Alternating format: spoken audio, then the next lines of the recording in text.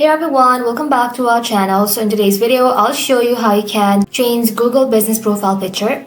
So your Google Business Profile is the first thing customers see. And here's how you can change it quickly and professionally.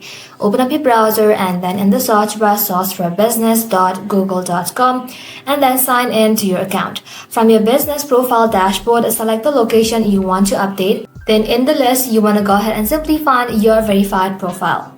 Go ahead and tap on this pencil icon and then it will open up the edit option where you can change business name, category, hours, phone number, and even more. Go ahead and edit the one that you prefer.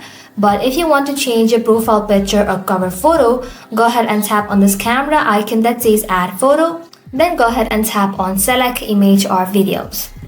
Now go ahead and upload a high quality image that represents your business. And after you do that, save your changes and then Google may take a few hours to display the update. But keep your profile image fresh and professional to make the best impression on potential customers.